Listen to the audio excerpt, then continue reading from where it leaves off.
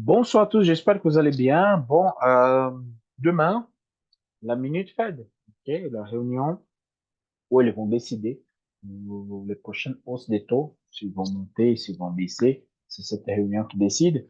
Donc, c'est à 20 heures, ok, c'est l'annonce majeure de février. C'est le plus important de février. Bon, soyez attentifs parce que demain, peut-être la journée va pas trop bouger. Et à partir des 20 heures, il va commencer la volatilité. Et le jeudi, c'est le réflexe de cette réunion. Ok, vraiment, de cette comité, en fait. C'est un comité qui décide. Donc, jusqu'à 20 heures, tradez normalement. 19 heures, vous arrêtez et vous attendez exactement la décision de grosse tête. Mais demain, c'est plutôt une journée calme. Ok, c'est vraiment une journée calme, la journée de mercredi. Mais le jeudi, préparez-vous parce que ça va bouger énormément. Je passe sur TradingView et on va commencer par le gold. Hier, je vais marquer celui-là et je marqué, je dis que la vente était favorable. Bon, les petites ventes casse pullback et dès que des niveaux, c'est super bien passé. Et après la hausse, moi, j'ai pris cette trade-là. OK? Et j'ai pris le trade de la vente. Mais par contre, comme ça fait 21 heures déjà, j'ai ouvert, il était positif, je dis, OK, c'est bon, 21 heures, on prend pas de risques. Faut bien dormir, bon, je peux tuer la position. Bon. Parce qu'en fait, je veux pas prendre de risque 21 heures de rester la même position. Je ferme la position, la journée, elle était faite, donc voilà. On continue sous la même dynamique. OK? Supérieur à 2024 dollars, c'est de bas, inférieur à cela, c'est des ventes. Ici, c'est simple. C'est super simple. Vous marquez un petit canal de référence, vous projetez le zone vers le haut. Si elle dépasse, ça veut dire qu'il revient sur le cycle. S'il casse vers le bas, ça veut dire qu'il vient, un, réintégration de l'ouverture de la semaine, si je ne me trompe pas. En réintégration de deuxième cycle. C'est ça? Lundi 19, et il est là, cycle un 2. OK.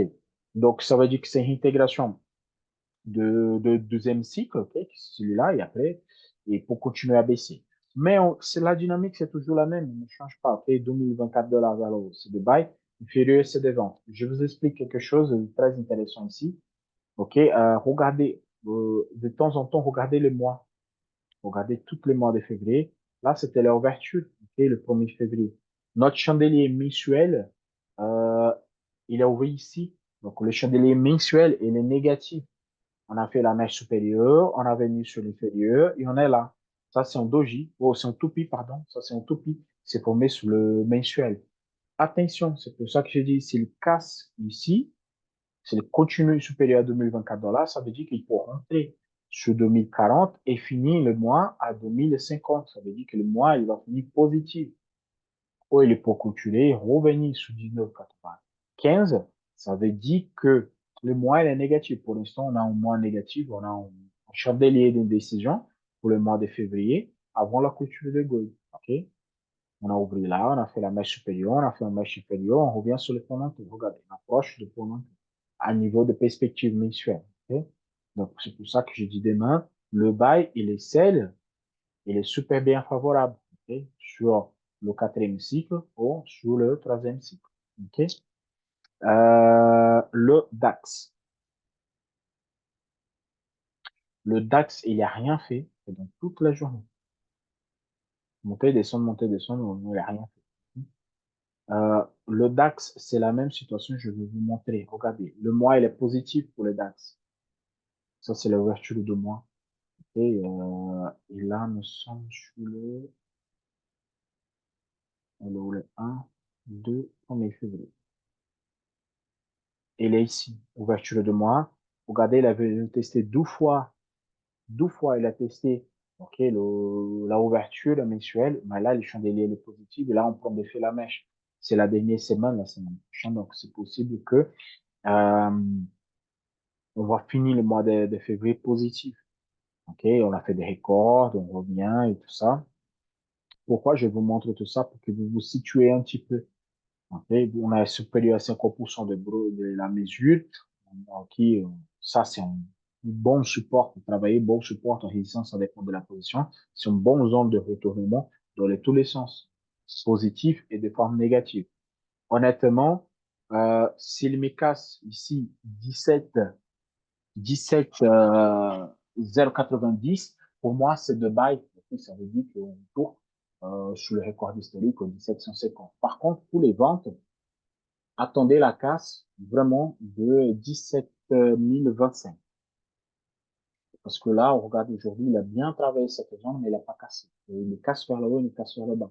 Il attend des résultats, en fait. Quand le marché est stand-by, il attend des résultats. Hier, je vous avais dit que la ouverture, j'allais prendre la position. Mais il a fait cette belle gap. Il a fait un gap, il a ouvert déjà ici.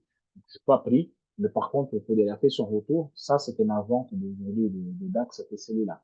Et je pouvais faire un autre, mais il n'a pas fait le pullback, il est parti direct. Pas de pullback, pas de trade. Voilà. Et là, il a encore baissé. Mais vraiment, pour vendre, attendez la casse de 17,025. OK, 17,025. Attendez cette casse-là, c'est très important. Et pour le buy, attendez vraiment la casse de 17 090 pour rentrer en buy. Comme ça, vous rentrez un peu sous en sécurité. Ici, dans cette range-là, gigantesque, c'est un peu compliqué de trader. Le Dow Jones. Le Dow Jones, je fais des trades, OK, pour ceux qui suivent, moi, j'envoie dans le groupe, ça fait ces trades-là. Et, un take de ici, on a sorti, oui, celle-là. Cette chandelier, on a sorti complètement le gap qu'il y avait. Après, elle m'a fait un troisième cycle avec un bel retour, cette trade-là, moi, je fais aussi. Et après, c'est bon, il n'y a plus rien à faire. Là, on ouvre avec un gap, et on attend le comblement de gap. Pour que moi, je rentre en position, c'est simple. Ou il revient à tester la ouverture de la semaine, recasse sur le bas comme ici. C'est un bel trade. Ou il revient encore une fois sur 38, 450 et après retour de niveau. Là, entre-temps ici, le stand-by jusqu'à la minute Fed, je crois qu'il va rester sur cette zone. Donc, ne prenez pas de risques, observez et attendez le bon moment pour rentrer sur le marché. Surtout, ne prenez pas de risques bêtement parce que aujourd'hui, ça va être une journée neutre jusqu'à 20h. On va attendre la décision de minute Fed parce que c'est super important. Et tous les investisseurs, ils vont entendre ça. Mais par contre, à 1h du matin, 2h du matin, à la ouverture, ok, après minuit, là, ça va bouger énormément. Le Nasdaq. Le Nasdaq, il voulait rien savoir, il a corrigé 1,68% aujourd'hui. Parce que le Nasdaq, c'est le Nasdaq des valeurs technologiques. Donc, lui, désolé le mot, mais lui, il s'en fout un petit peu de tout. Lui, il fait comme il veut. Par contre, le Nasdaq, il compte sur retourner à la ouverture mensuelle. Regardez, là. On a fait un tour, on a fait même pas de mèche. Regardez, c'est un gros chandelier et qui commence à revenir en arrière. On est proche, hein. On est peut-être proche à l'ouverture mensuelle. Et attention, c'est de passe, on va en chandelier négatif. Cette zone-là, elle est super importante parce qu'en fait, ça, c'est ma mesure de gros chandelier. Celui-là, c'est la position et on est à 5%. Cette zone-là, c'est une zone très favorable au retournement. Regardez, part, part et part. Donc ici, c'est pour ça que je voulais vous montrer. Il y a une autre touche ici. À chaque touche sur cette zone de 17 480, c'est un bon point de retour. Donc là maintenant, il y avait ce trade à faire okay, au retour ici. Je n'ai pas pris parce que ça fait trop tard déjà. Je ne vais pas rentrer à cette heure-là sur le trade. Mais là, c'est simple. S'il vient tester cette zone, qu'on a des références zone neutre qui partent vers la haut, vous pouvez acheter, vous prendre le Nasdaq, il va partir là haut, il va exploser. Par contre, contrepartie, celui le recasse vers le bas ici, le 17 480, on a une forte probabilité de venir tester le 61 de Fibonacci, voire la ouverture mensuelle. Pourquoi? Ici, nous avons un gap, monsieur. Ça, ici, c'est un gap. C'est le gap de l'ouverture mensuelle. Je vais faire un zoom, comme ça vous allez voir. Je n'ai pas marqué, mais je sais qu'il n'y a pas beaucoup de monde qui ont vu cette gap. Je suis sûr. Mais ici, il y a un bel gap. Et là, il y a un gap de l'ouverture. son gap de rupture à l'ouverture du marché, ok, de 1er février. Donc, cette gap, elle n'est pas comblée. Et moi, je peux vous dire, par, par définition, que le marché ne laisse pas de gap. Il y a des gens qui ne croient pas ça, mais moi, je peux vous garantir que le marché ne laisse pas de gap. Toutes les gaps, ils sont comblées. On va placer ici en milieu, au centre et au centre. Voilà. Donc, attention avec ça. Okay? Il y a un gap à combler et nous allons, c'est possible qu'on corrige jusqu'à ce comblement de gap. Soyez attentifs. Entre là et le gap, il y a